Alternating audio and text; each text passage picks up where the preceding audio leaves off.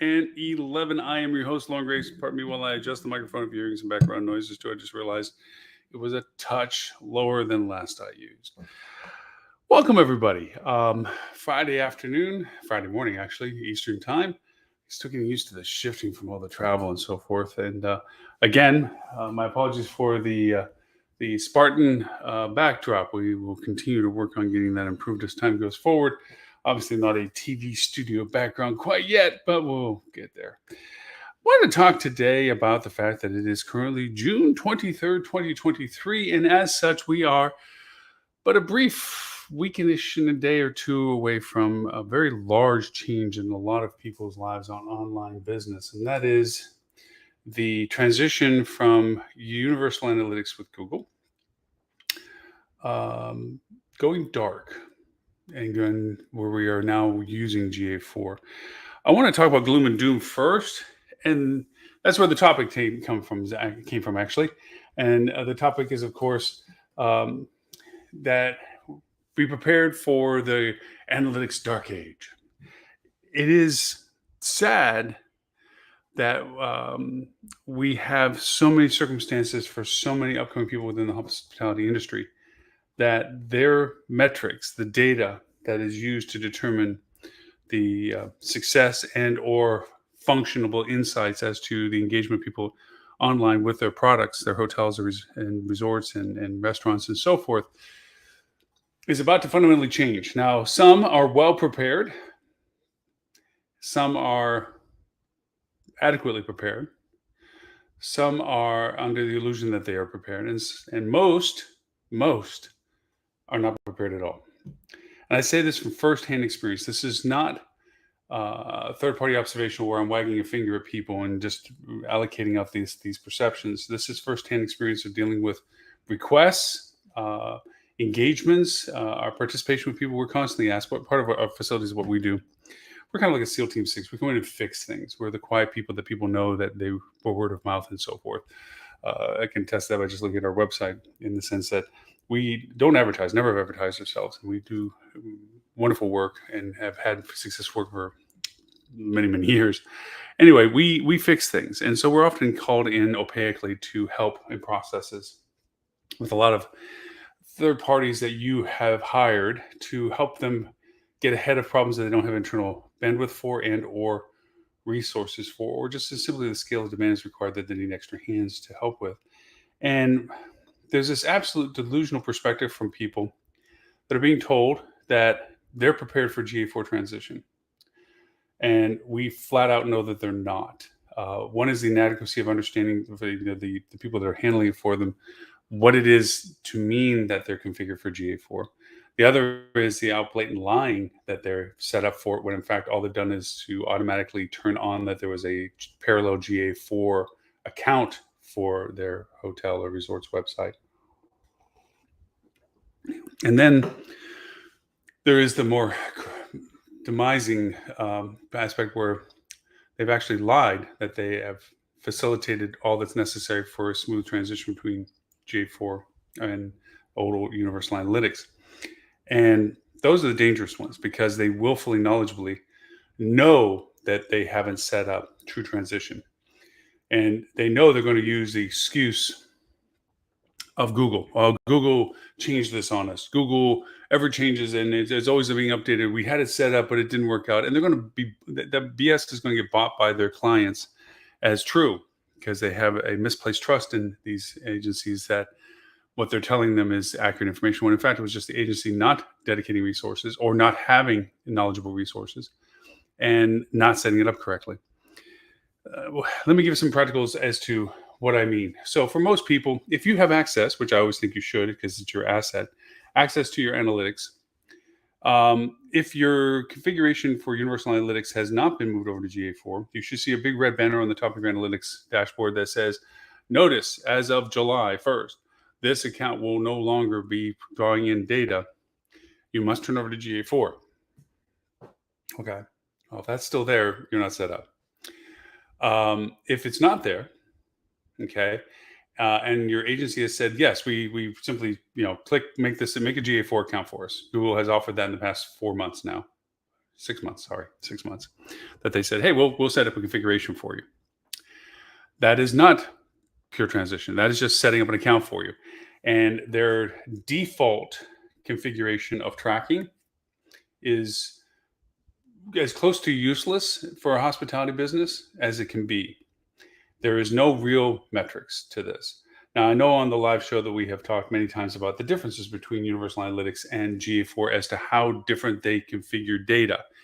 We've talked about the fact that Universal Analytics was session-based, meaning that it progressively followed the engagement process through the parts that are being tracked. Those things that were being tracked were called goals and insights. And those had to be configured for you to understand that somebody came through this page, clicked this button, went to your book engine, you had tracking in your booking engine that then told you whether or not there was revenue generated from it or not. Those goals, okay, and insights is what created the session-based tracking. With that, last click attribution is the key element to that. That is how that is calculated. Google has long since known, especially with their continuing process of removing third-party cookies, that session-based tracking had a short road. And for those that are long enough in the tooth to know that Universal Analytics was based on Urchin, which was absorbed by Google decades ago. That's Universal Analytics is what they used it for, but Urchin, the synonym for U was for Urchin, that was acquired back by Google long before. And for those who may have had websites way back from the late 90s, where you had hit counters and you had traffic to site and very simplistic, rudimentary tracking. Urchin was one of the first platforms that figured cookie-based tracking, session-based tracking, was a better way of expanding the data that you could acquire from people's engagement to your website. Google realized that too and snarfed them up, absorbed literally all of what they did, just pretty much erased their name on it, put Google's name on it, and has been building on it ever since. It's the gerbil in the hamster wheel in the bottom of the building of Alphabet right now. But to progress forward, Google has built this GA4, Google Analytics version 4. And that is based not on session data, and that's not completely accurate because as things become more and more available via GA4, they just went through a major update or latter part of last week on updating some of the more advanced tracking components that they are now identifying in the system. They went to what was called data layering, which is the ability to watch everything and then allow you to identify what it is you want to see. It's very fundamentally different. Think of it as the front door of your hotel. If you are tracking me as a user in my sessions, you see me pull into your parking lot, grab my suitcases, walk towards your front door. You're watching me the whole time. Did they walk through this walkway, that walkway? Did they come drive up to the porte cochere? Did they just park in the parking lot, come over? Did they park in the parking garage? Did they take a bus in? Did they take a train in? You're watching me. Then when I come into the door, did I turn left? Did I turn right? Did I go to the restroom first or did I go to the front desk first? Did I go to the restaurant? Did I only go to the restaurant? Did I meet people? You're watching me. Meanwhile, all the other me's or other people that are in the area, you're not watching them at this moment. You're watching my session. That's what you're tracking, okay? And of course, you set up tracking for the other people, but you are tracking me individually. You're watching my session, my engagement, okay?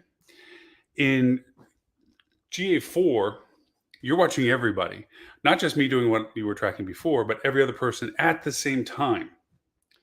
Now, you're not seeing the funnel of my activity unless you ask to see the funnel of my activity. So there is a session modality to GA4. You can look at session-based, which is last click attribution values. What did he all do to the point where he made a purchase decision? There's also user-based session, user-based tracking, which is pretty much first click attribution, identifying the person and wherever they came through to you, that is the marker of success used in what they ended up doing with you. If I came through your Facebook paid ad and eventually wandered around, did all the things I did on your website, maybe some other things, and came back to your website and booked, the paid social Facebook ad would be giving credit for whatever I converted from. Okay, that is user-based data. Then there is data layer tracking, which is Google's black box. The internal algorithms and AI, dare I say, buzzword, bingo cards, as to defining who gets all the credit for all the things I touched to the point that I made a conversion. Now, we've talked about attribution modeling well over the years now.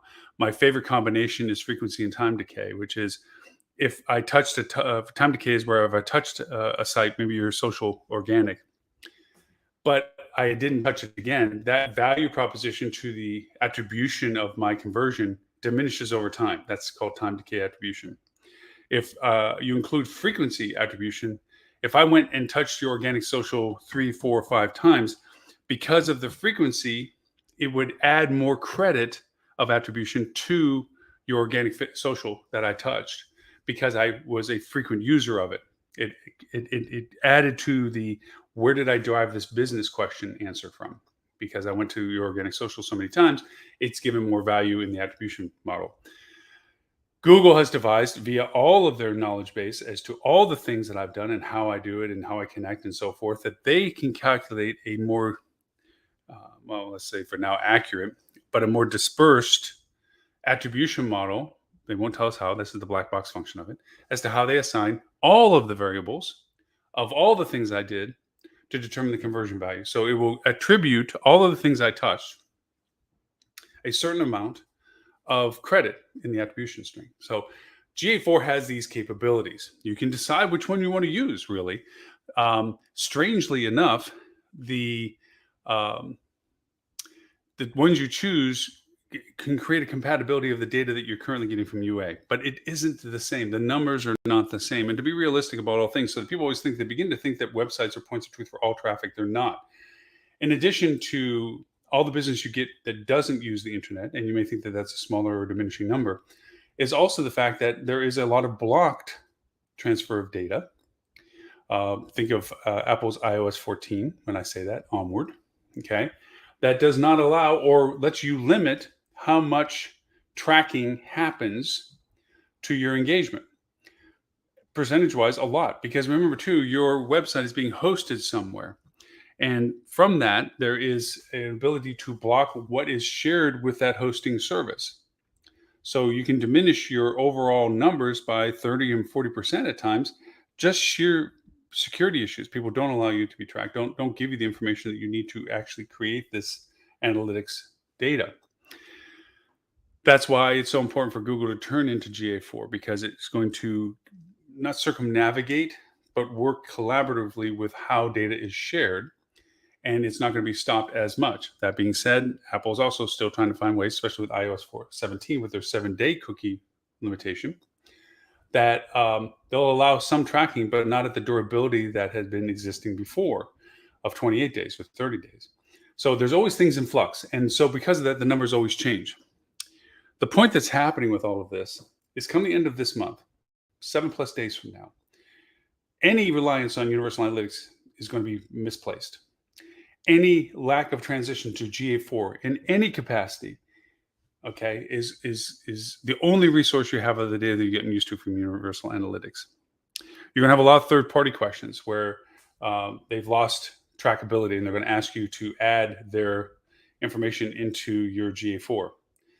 A lot of the services that are out there simply don't know how to do this. It's very smart of service providers to begin to outline the steps to do this, but this is where a trapdoor exists. We've already seen really bad examples of, I wouldn't say well-intended services, but services that say, oh yeah, just put a all-inclusive tracking. This is the code we want you to put in. And when you look at the code, if you know how to look at the code, you see that they're literally going to be tracking way more than they need. So they're going to literally farm your data from your site for the purpose unknown, okay, from a security issue, that brings a whole new question, to provide the service that you're paying for. And you're giving them an asset away by giving them a lot of data. So don't do that, really, honestly. For that, you need to be more specific. The best way to do things, the easiest way to do things, is to have a GTM shell, Google Tag Manager shell, which allows you to put in and take out a variety of things so that you don't have to keep going back to your web site and keeping adding things that slow things down. We've had that discussion years ago and persistently that Tag Manager programs, Google Tag Manager is not the only one, but is the most convenient to use because of all that you do with Google, feed the machine, to facilitate this with. It also gives you a level of control that nobody can add things that you don't first approve, that you can't test to make sure it doesn't create issues for you, and confirm before you, quote, turn on their tracking. Your GA4 can reside in that. Even in the simplest terms, just having GA4 on your site is going to be mandatory. That is going to be your modality of tracking, unless you want to start paying Adobe for their tracking. And in all honesty, it's interesting that more and more people are not using that option because of the complexities of using it and the lack of understanding how to read it. There is some similarities, ironically, to Adobe's tracking to how GA4 works. But again, it's more about getting into GA4. So going into the dark ages, what's going to happen, what we anticipate happening, because we're already seeing it happen, is a lot of properties either don't know that they should have swapped over out of ignorance, have been lulled into a false sense of security that they are successfully transferred over to GA4 and there shouldn't be a problem, or that they haven't configured it correctly and they're not going to get the same types of information they were getting before, and they're going to create more and more problems for themselves. In the GA4 world, there is a need to create triggers that will look for particular type of information. Now, there's a couple of added aspects to this, which is what I really want to get to in today's show, and that is data. With GA4, you're only allowed 14 months of look back that's provided with a free account, which means that you'll get to cover year over year. Now, if you haven't started GA4 as of April last year, then you have no annual look back. Come July, because your UA data doesn't transfer over. UA data turns into legacy data. And since you're not tracking in the same way, it's not a comparable numbers to numbers match. When you start looking at last year, year over year, to this year, year over year, the numbers don't match. Traffic numbers, conversion numbers, referral sources, so forth and so on. They just don't match. One of the reasons why you only have 14 months of look back is because of how the modality of GA4 works. It tracks everything all the time. And so for that reason, that is an enormous amount of data in anybody's world. And so it'll purge out the space unless you find storage for it. Lo and behold, the most convenient first step for storage is Google's own storage offer, which is BigQuery. BigQuery is literally that. Big data warehouse. It's like you can lug anything in any format, in any condition, and you just put it in there. And for now, it's very affordable. To buy, quote, a token for BigQuery, you have to have a couple of terabytes before you need another token. And the tokens are like $5. So you can see how it can build in price, depending upon the volume of traffic to your website, but also how affordable it can be until that circumstance comes up. The issue with all that, if you do create a BigQuery account connected to your GA4 account, then you can store more historical data past the 14 months. It'll allow you to add in there. It also gives you affordability as a working tool. And that's the part I want to get to, because as much as gloom and doom, the title of, you're ready to go into the dark ages of analytics, there will be a point of enlightenment that I think comes out of this. Once we go through the troubled waters of people's stark reality of their lack of analytics, they're scrambling to get that fixed. And their emergence into what that really means to them in the new world with GA4 as its fundamental analytics tool. And that's why I want to get into the BigQuery stuff. It kind of goes hand in hand with the buzz discussion of AI. AI is fascinating, as all of us know, and AI is troublesome, and AI is of concern, and AI has changed our perspective on society and the job futures and the job stability of people and what have you. And you throw robotics in there, and you throw data in there, and you get into the worries of a matrix society kind of thing in the future tense and all. And yes, all of those things. But there are some fundamental working factors. There are benefits to using AI right now. And there's a benefit to using data right now. Now, I'm going to skip over the AI aspect of our conversation and go strictly to the value proposition of what we really can use right now. AI is a part of it. AI is a tool for it, but AI is not the catalyst of it. We with GA4 and its ability to track so much, there's two fundamental things that it does that we want it to do: forensic or reporting processes. Forensic being that we're always looking backwards. It's great at accumulating data, and the real amazing factor of it is in comparison to, and we've made this conversation on the live show before.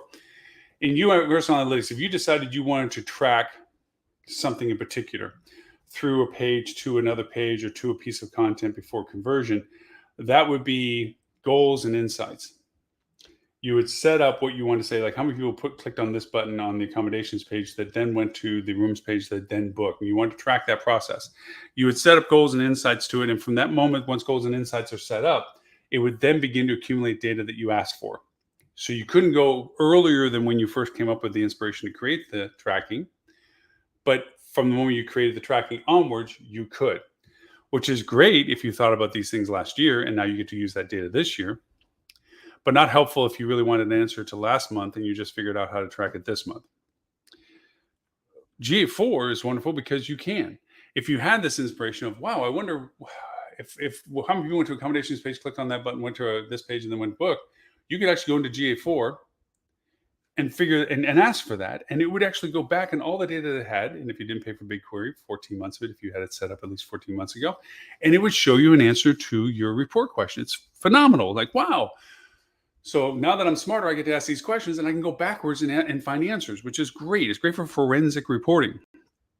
It acts the same as UA when it comes to custom audiences, however, that once you decide on an audience, like who went to my booking engine in the past 30 days but didn't book, create a custom audience, meaning track those people anonymously and put that into an audience that I can use for retargeting. It acts the same as UA. Until you create that request, it doesn't begin to accumulate data, simply because it doesn't track people in that way. It doesn't keep that kind of data related to the individuality that can be created to custom audience, as an example. So you have GA4's functionality to this, and it has great reporting process, and that's wonderful.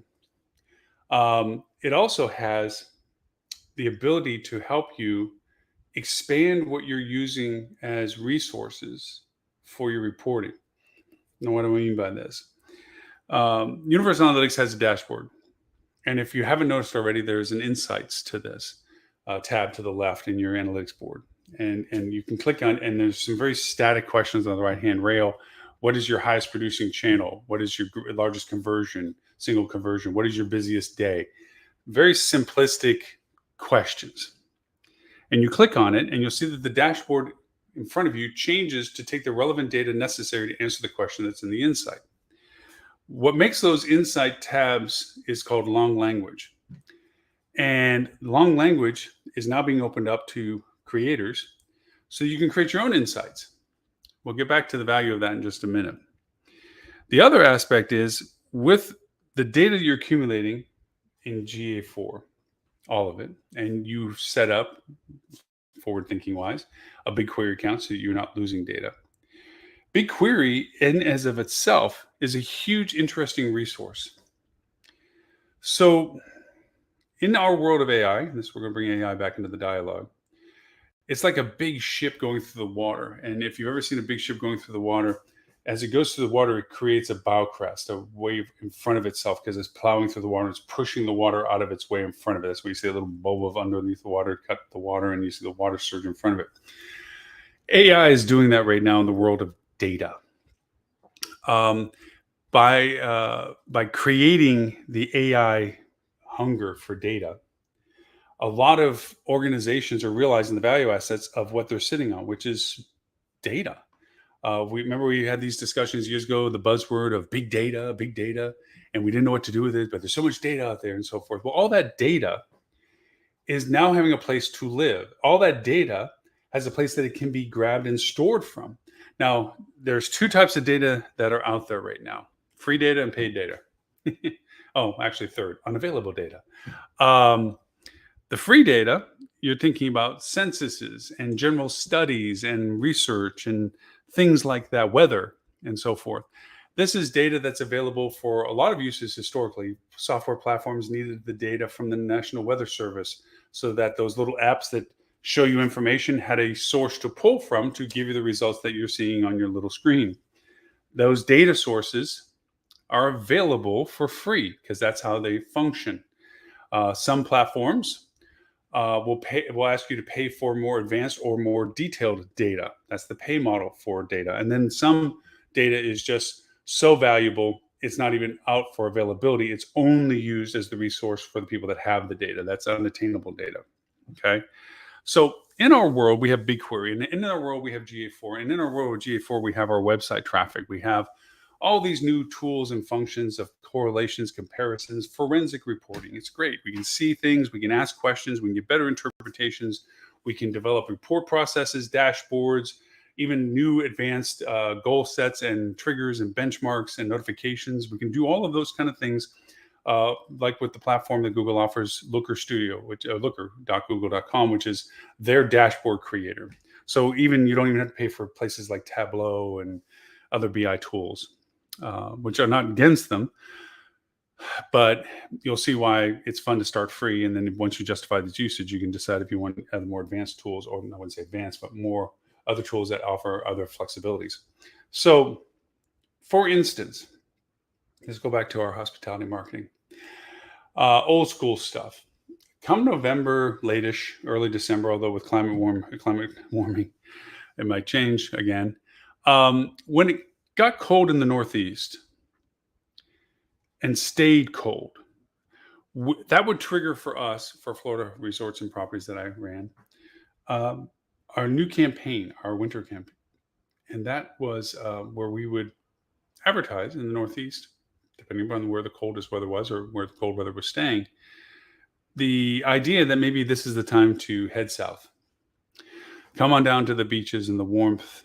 It's not snowing, it's not raining, it's not cold, it's not miserable, whatever. Because people are just getting into the wintertime, and the first few weeks of it being cold are the hardest because it's an adjustment period. After about 4 to 6 weeks of it, as uncomfortable as it is, you're kind of used to it, and it's like, yeah, whatever. And then you have what's called a fatigue ad campaign, which is towards the end of winter. You're pushing hard again to get people to say, you weathered it. Let's just call it a day with the weather. Come on down, enjoy yourself, and by the time you get back, it'll be better. That's old school usages of weather for marketing. Not much rocket science there. It's literally seeing on the news that, cold snap happened in Philadelphia and it's projected to stay cold. Okay, let's open up the Philly market and start advertising. Simple stuff, good returns. And it was almost like a race compared to who else was smart enough and decided to turn on their campaigns before or after you. So that's always a value proposition. Now, what about, here you are, a beach resort. Florida again. Let's just keep picking on Florida. And all of a sudden, it's Sunday, and the 10-day forecast shows that next weekend is going to be crappy weather. Firsthand, I can tell you, you'll see your cancellations. People are not going to go over and make the effort to come to you for a weekend getaway or their vacation to be on the weekend or whatever it is that they're coming for and have crappy weather. They're not going to sit in your hotel room looking through a rainy window. Better to cancel it while the cancellation policy allows. Find another place that may not have the weather influence, plan B, so to speak, and go there. So weather has that effect too. The other is, and this is a regrettable reality of being down here in Southwest Florida, wonder if you're under the cone of death for, cone of death, that's an over dramatization, although it's a reality, but the cone of probability for a hurricane or tropical storm or anything bad that's going to create systemic issues weather-wise in a given area. Cancellations abound. You know that from airlines. Airlines offer cancellation without fee policies. Hotels allow expansion of their cancellation fees so that there is no penalty for people having to cancel the fact that, no, they're not going to stay at a hotel in front of a storm. Weather has that effect as well. Other effects of weather. You have a mountain resort in Vail or Aspen or someplace that has its slopes and so forth, and you're waiting for the first snow. And once it's forecast that you're going to get your first snow, you're going to see your early reservations or your confirmation of reservations as people keep rolling their reservations to be booked so they can get the first powder. That has an effect on weather as well. Now, let's translate it into why we're bringing up this weather conversation. Wonder if you were tracking weather. And I used to do it old school, by the way, as a GM. We used to keep a daily log, especially when I was in Florida Keys. It turned into almost a Bible, where we kept track of what the day's events and weather and things were like. Like road was reduced to one lane in front of us, which was A1A for us. And so it really slowed down traffic, got a lot of walk-ins because they were so tired they didn't want to keep going down the islands and just figured they'll go to the first hotels available because we're in Key Largo. Or, squall line came through and got a lot of cancellations for this weekend because it looks like the weather's going to hang over the weekend or something. We kept these observations so that the following year, when we look at comparative year over year, like, are we at pace and are we looking to get the same kind of business or potentially more business or whatever, we can look at last year's log and say what influenced this date last year to know whether or not we can expect the same impacts or not. If we look back and it was a bad weather day and here we're having golden weather, we know that the negative impact from last year, the numbers in comparison, were artificially hit because of the weather, and we know that we can expect different results. Well, that's a forensic use of weather in an old school way. The new school way is if you were tracking weather as data and then correlated that to your historical business and created comparisons as to whether weather had an impact on your pace of bookings, demand of date, and what have you, you now have a working model to determine, based on your current weather forecast, what, if any, influence, correlation, confidence factor, it would have on your pace or pickup or ability to book for the dates you're reviewing. So, practical terms. You have weather data and you're seeing a 10-day forward forecast is beautiful for this upcoming weekend. So you know that is not going to be a negative impact on demand for your weekend for last minute window pickup and so forth. So you can push your rack rate because you know that weather isn't going to discourage people to come to you. You know that they're not necessarily flying in. So it's not like you're trying to chase down somebody that flies to your market because that's too short of a window. So you look at your drive market.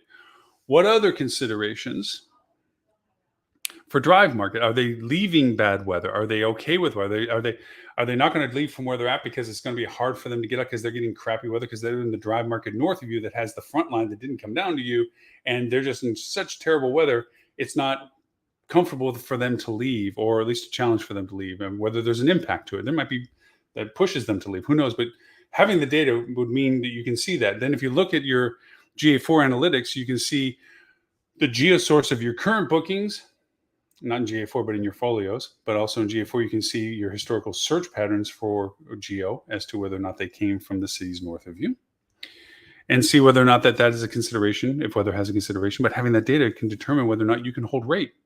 Do you need to drop rate as a solicitation of engagement? That maybe if we lowered the rate threshold, that would drive more interest to us or steal business from comps that may have already run the lower rate than us. These are the decisions you deal with every day running the hotel. But do you see how weather data can be helpful? I'll give you another example beyond the weather. And we've talked about this several times about the dynamics of travelers' budgets. We just did on the podcast. We'll recap it here. There's any consideration for travel. There's four aspects of cost associated with the consideration of travel. You have transportation cost, you have accommodation cost, you have food cost, and you have entertainment cost. Those are the four primary aspects of transient travel cost factors. And if you break this down in an upward way, those four considerations are based per travel. On average, there's 2 travel times that a domestic U.S. family will take. Of that, the larger, there's usually one larger than the other. One is a larger, more summertime-based seasonal demand effort, whether it's spring or summer, what have you. And then there's a holiday-based travel, which is usually shorter and more defined. Talking about the longer duration transient one, the current the current calculation for average spend of vacation for the U.S. family, and we can go into the statistics of average family and so forth, is around $3,600, which is about $200 more than last year's estimate of cost per family for summertime travel. Now, going to the family unit, family in general, whether it be for 2 children and depending upon age and so forth, okay, a person or family usually spends 10% of their gross salary combined for vacation in general, for the 2 vacations we're talking about per year. So a $100,000 family income means that $10,000 is being spent maximum for family vacations. That's to include the 2 that we talked about and ancillary ones that they might do, weekend getaways and so forth and so on. And again, if it's based just on the 2 vacations, then 2/3 of that goes towards the seasonal travel, which is summer or spring travel. Of that, it's broken into 4 components, as I mentioned: transportation cost, accommodation cost, food cost, and entertainment cost. Transportation, and I say this firsthand also, is different in consideration in the domestic US and Canada for that matter, because we don't have an infrastructure of mass transit as we do. Unless you're walking across the street with your suitcase in the US, you're either driving there or you're flying there. And nobody takes a 3-hour Uber drive, really, unless you live in New York and have no car and don't have a train way to get there. Trains are not a strong consideration of mobility. Obviously, in the Northeast, it is a better consideration because there is some train network.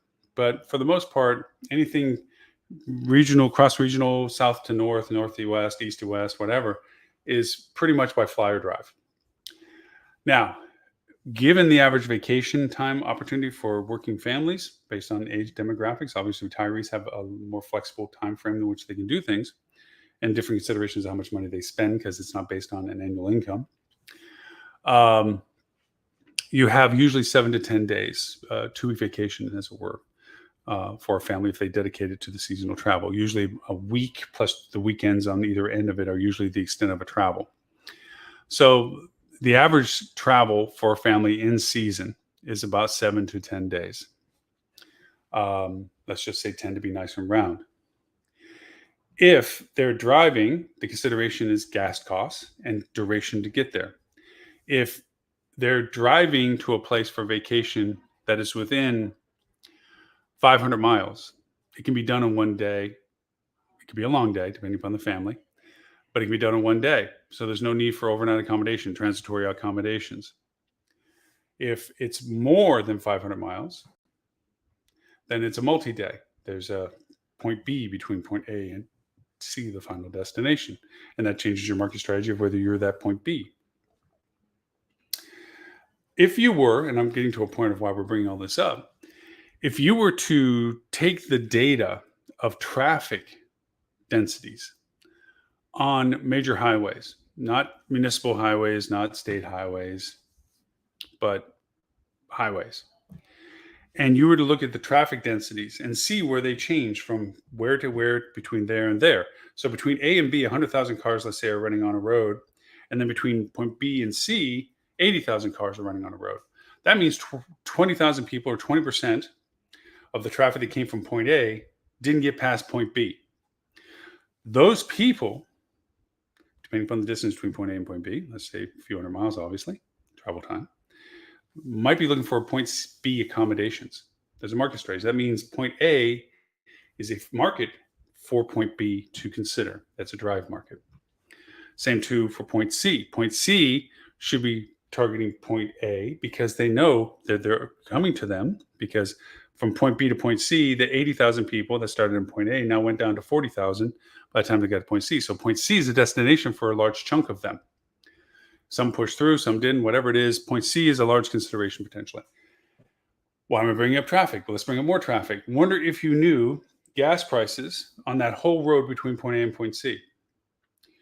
Wonder if you knew what gas stations were the ones that required the most filling up, because that's the most likely that people stopped at to fill, which is usually about 200 miles. We had this discussion in granularity on both the live show and the podcast about 2 months ago, where you could target people based on looking at gas stations refill rates and know that that is a feeder of market for you, because that's a transitory place compared to people getting to you anyways.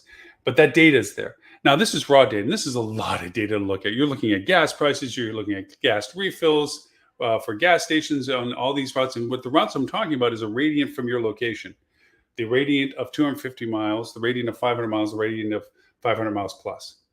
And you get to a point, if you're a true destination, then your radiant can go even farther than that for drive market. But if you're not a destination, but a place of interest, okay, that is a part of either a process or even as a destination, but it's not worth a 1,500-mile road trip. You're not Disney World, okay?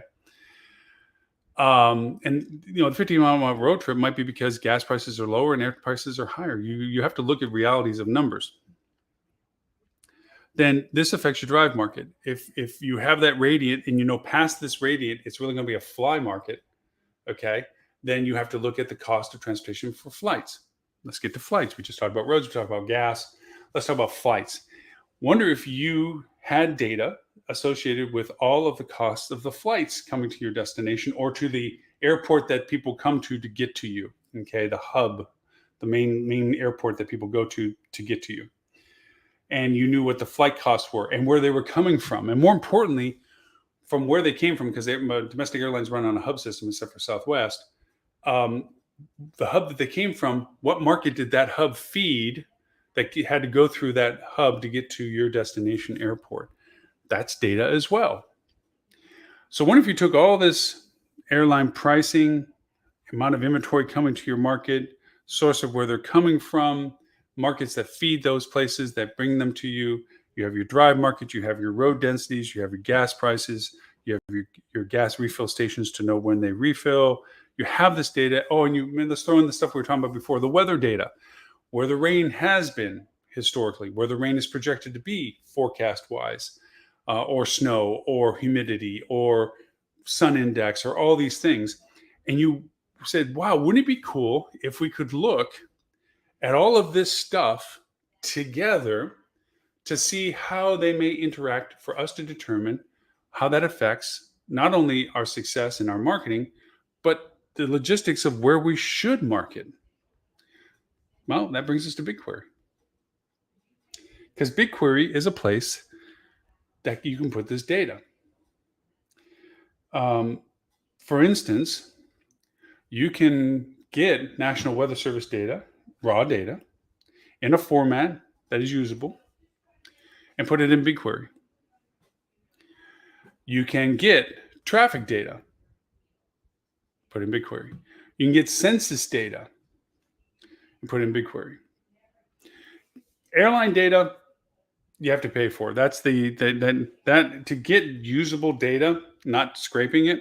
And if you know what scraping is, not here to teach you that. We do that in our hospitality club. Actually, we teach people that advanced marketers tools to use that can scrape data and put it into a format that's usable. Just so you know. So if you're going to the hospitality marketing.club, just go there, put your email in, so forth. Anyways, sorry, down here to pitch. But anyways, you can buy the data and put it into a format that you can use, or make an available format that you can use in big data.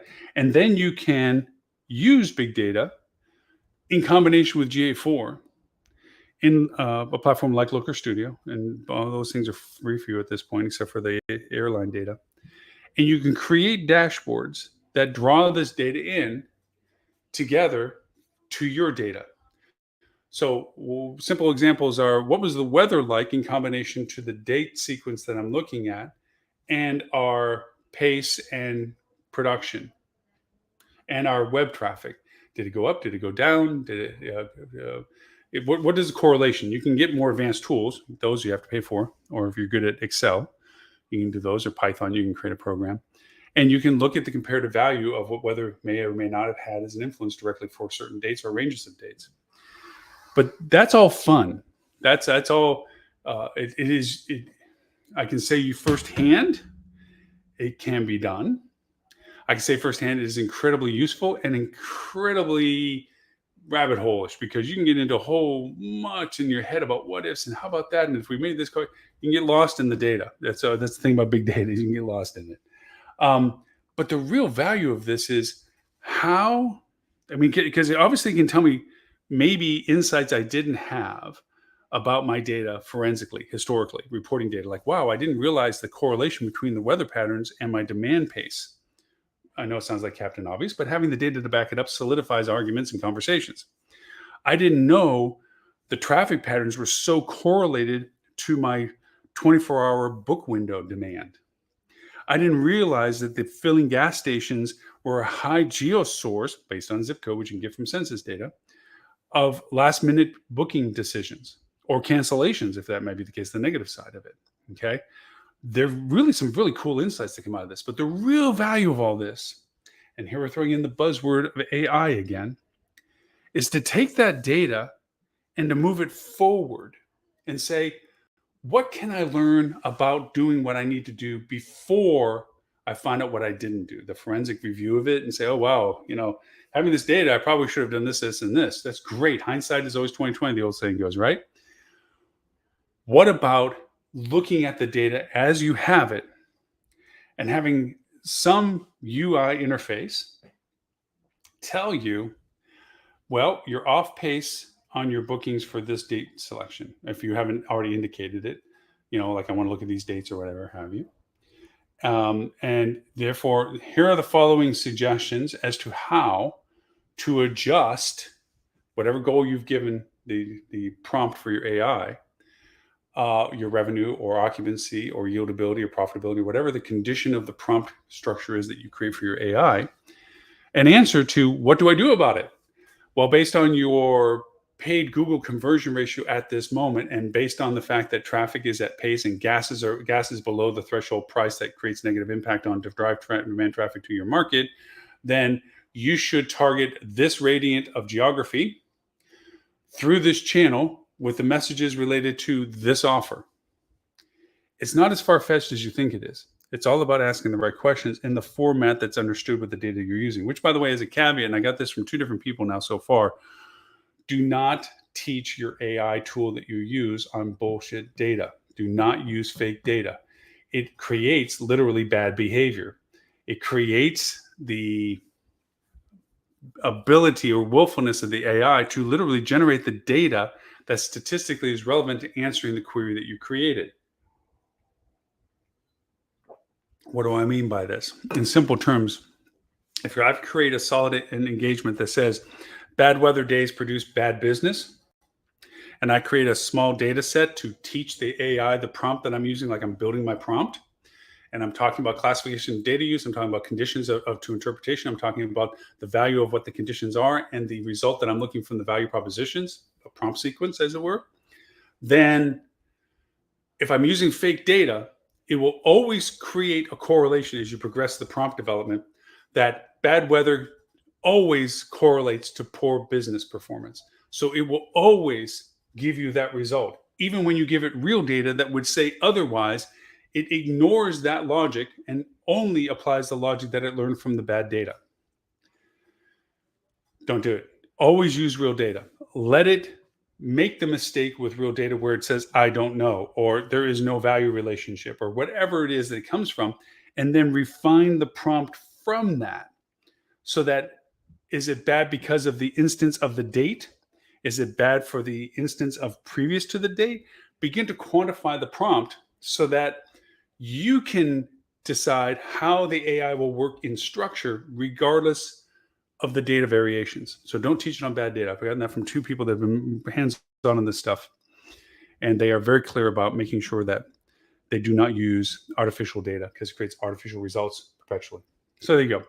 So winding this all around, we talked about the dark days coming up for analytics because of the lack of preparedness of so many people about not having GA4 correlated and corrected for, and having a place to store the data past 14 months, on and on and on. Then I talked about the age of enlightenment afterwards, which is the fact that the platform that would be best used to store data, like BigQuery, can accumulate a tremendous amount of data that you can grab and put in there and begin to use in a functional way.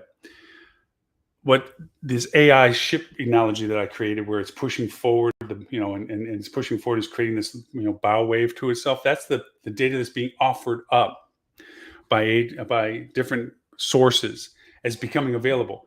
Not all these platforms, like the National Weather Service and the gas, the road safety and so forth, but census data. Now, granted, you can't get the 2020 data; you can only get the 2010 data. But when you look at analytics, it will bring you down to a city. Wouldn't it be cool to get down to a zip code? Because zip codes have other correlations.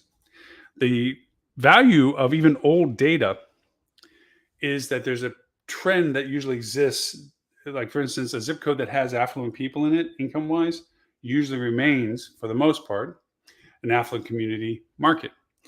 I'll give you an example that's so old now, it's not disclosing anything proprietary or whatever. We had a client once that was a very affluent spa, and we noticed a decline in demand for a certain particular month when normally they do quite well. And so we sat down and we said, what are the real factors about the guests coming to the spa? And it was very clear the most captain obvious one was they had to have the money to do it. They needed to have the income capability. So that's the criteria that we based on. So we looked at, this is a forensic review, we looked at their previous 3 years of guest folio, not for people's names or emails or anything like this, but just general information, primarily zip code. And we created a database of all the zip codes of all the people that had come to the resort for the past 3 years. And then we went to the census data and correlated those zip codes to income. And what we did was we created a threshold. We knew these zip codes produced these people. Now, what we did was we created a X and Y axis, a quadrant system for those familiar with it. One axis was the scale of the income level of the zip code of the database we had. And remember, the database we had was of actual previous guests of zip codes. On the y-axis, we put it as the amount of revenue those zip codes generated for us over the period, the historical period that we had the data for. So what you had was a quadrant system. The ability financially, according to their geolocation of zip code, to come to the resort, the spa. And then the y-axis was their actual development of revenue for us based on their zip code. So all the zip codes that were in the upper right quadrant, the good quadrant, were zip codes that had the propensity capability at the income level, according to our database, to come to the resort, and that they generated revenue, the most revenue. They were the good people. We liked those people. They were coming to us. They were spending money with us. All of the zip codes in the lower left quadrant had the financial means to stay with us, had historically done so, and currently have the statistical relevance to have the income that they did, but they didn't produce revenue for us. So those were the problem children, so to speak, meaning they had the ability, the criteria that we knew existed, which is the income ability to come to the resort. And so all we did was a snail mail reminder piece, something old school, just, hey, we'd love to have you back. You've been with us before. Remember the fun time you had with us, or the enjoyable time, or the relaxing time, or whatever it was, I think, for the verbiage we put into it. Come back again. We had a 30% lift in demand by simply identifying correctly the people that either had forgotten about us, we were not in the consideration path, whatever it was. The fact that they got a snail mail, so it was touchy-feely, all the good things about snail mail in that sense. And it brought them back to booking with us. Like, yeah, there was, you know what? I don't know why we didn't think about it. We should go there. And they did. 30% more than we had before. That's what the value of data segmentation and classification is, and census data. So in census data, having family composition and income are two huge levers of classifications of personas. You know how big I am about personas and development of personas and identification and classification of personas for targeting and a bunch of other stuff. If I have census capability of zip code of family composition, families, young families, older families, not having families, so forth, just the genericness of that, obviously, then that allows me to scale the targeting capabilities I have down to a zip code. And the neat part about getting the zip code data from census is that you can, the lat and longitude requirement of identifying traffic sourcing, okay, in general, having it down to a clustering down to a zip code level is a higher accuracy of targeting than just having it city-based or DMA-based, because a DMA can be very extensive that has a spectrum of users from urban to suburban to rural, just because the DMA is inclusive of that whole area, where zip codes can be truly defined between being in a geographic urban, being in a geographic suburban, being in a geographic rural. And all of those have different purchase funnels, ways of doing things. Having the family composition means that you can determine their categorization of interest or demand. There's lots of things. But having this data is the key element to this. So the enlightenment period that we're about to step into is the ability to have these data sources available currently now. Eventually, it's going to be more and more paid for because there's going to be a monetization process to this whole data sourcing as people realize the data they have is sellable. Some entities will continue to offer free data, but they will restrict aspects about it based on privacy and security rules more and more and more. And I don't want that data anyway. I don't want the individual data in that sense. I want generic digital avatar data, proper safety data. But making these correlations will allow you better and better insights to how to use the data and then combine it with the data that is yours to get the interpretations of how did weather affect things? How did drive market affect things by gas prices and so forth? Because it's going back to the budgeting of travel. If the gas price gets too high, either you adjust with how much you're willing to spend for accommodations, how much you're willing to spend for food, or how much you're willing to spend for entertainment, to the point that you no longer can adjust it down because you can't find a low enough rate for a hotel, or you can't find a cheaper ticket to an amusement park, or you can't buy cheaper food than McDonald's or something. And it turns into we can't take this vacation to this destination. And that has a huge influence on what you charge for accommodations. Knowing that ratio of value to what you're offering by price, just because you're comparing yourself to other hotels, doesn't mean that your demographic market can afford to stay with you, either for the number of days they would like to, or with you at all because of the other costs that they have.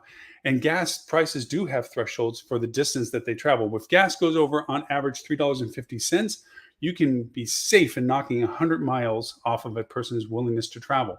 You also have a consideration of the people's willingness distance to travel based on the time consumption to get there. They will look at airline tickets for their family. If it's a family of four tickets, and they will compare that to if we got into the family car and gas prices is X and miles are Y. And if it's in 1 day, that's a fixed cost. If it's in 2 days, there's a stayover cost and there's a food cost. All of that together, how does it compare to the flight? Because obviously flights, you get there, it's more expensive, but you don't have the travel time and you don't have the travel expense of driving. And if they're looking to spend a full-time yield of being with you, 7 to 10 days of actually enjoying being in your market, the more travel time they put on the front end, on the back end, the less time they get to enjoy the vacation. That is an issue. So all of these are variable combinations of numbers that you can work with to have a true structure of what it's going to take to market to these people, to know that this price sensitivity for what you're offering is allowing them you as a choice compared to you as not a choice because you literally went $10 past per day that they can afford for accommodations, flexing all the other costs they have to get to you. Well, our hour is done. It's going to be interesting. Next week, we're really going to full bore on the fact that we are at the cliff next week about the GA4 Universal Analytics transition. I will put out on my podcast and so forth, solicitation. Even now, if you have feedback to Universal Analytics, dispute or disagree with anything that I've said, question anything that I've offered, you can reach out to me first by email, lauren@hospitalitydigitalmarketing.com. Secondly, you can reach out at hdm.news/talkback. And what that is a audio-based engagement. You can go over and state your interest, state your claim, answer questions that I leave there. I incorporate them based on your permission that you give us, whether we can quote you, use your audio or not, in our podcast, where you can give us insights, ideas, counter opinion, and then you tell us you can use my name, or you can play my audio, or you can just refer to I'm me saying it. You get to tell us what level of usability we have for it. But the idea is, reach out to me. I love to know your opinion of it. I get tons of conversation from those I interact with on a daily basis. But with the show, the TV channel, and our simulcast, it makes a much larger audience since our TV channel goes to 209 countries. If you're watching us on Roku, Apple TV, Google TV, Amazon TV, Samsung TV, thank you so much for that. The Hospitality channel is available for you. If you didn't know it was there, you can watch us there. If you're watching us Facebook, LinkedIn, Twitter, YouTube, or Twitch, if you use your Game Council for Media, thank you so much for watching us. We're on multiple pages on Facebook, multiple places on Twitter, multiple places on YouTube. Only really one place on Twitch and one place on LinkedIn, which is my profile. So thank you for watching us if you're watching us on LinkedIn. I challenge anybody to an opinion about what I've talked about. Love to hear what your thoughts are about this. We will one hard more time push at the fact that the things are happening at the end of this month, and we'll have some guest speakers at the transition time in July to discuss life post UA. So until then, my name is Lauren Gray. I thank you for the privilege of your time, and I look forward to talking to you next week.